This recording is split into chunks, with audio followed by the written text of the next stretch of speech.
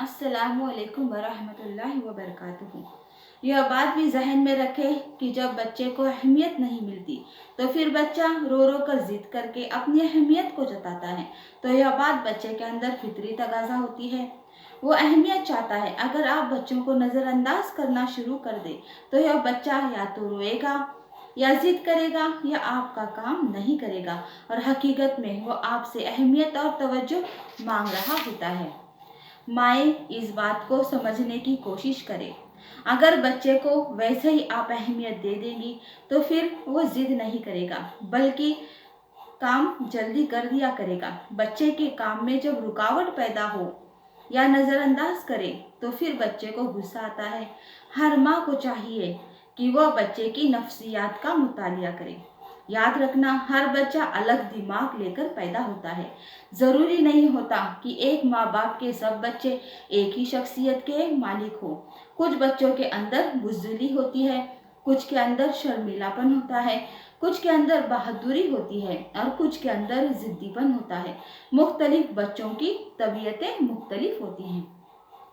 बच्चों की नफ्सियात समझने के तरीके। माँ को चाहिए कि वह बच्चे की नफ्सियात का मुतालिया करे। मुतालिया करने के 3 तरीके हैं। एक, ध्यान यह रखें कि मैं बच्चे को जब यूँ कहती हूँ वह कैसे उसका जवाब देता है और उस वक्त वह कैसा रवैया अपनाता है, किस वक्त में कौन सी बात मान लेता है, किस वक्त में कौन सी बात नहीं मानता।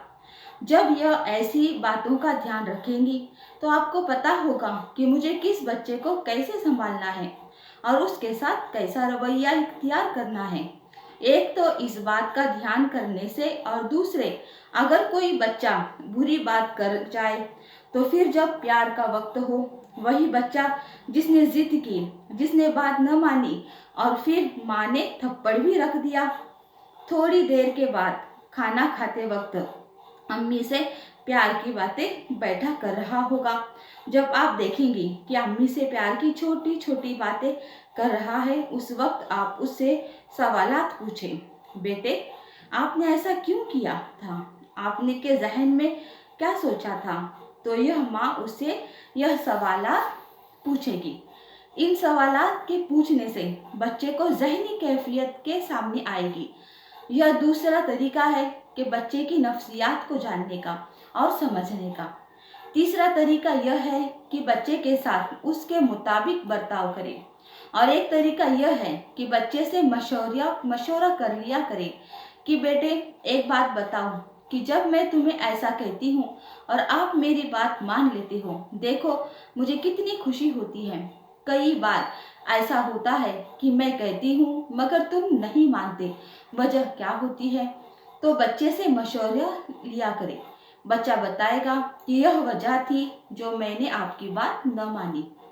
तो 3 चीज़ों से बच्चों की शख्सियत का पता चल जाता है। मुशाहिदे, हालात को देखिए और उसकी हरकतों का पता लगाइए कि हरकतों के ज़रिए से, सवालात के ज़रिए से, मशवरों के ज़रिए से।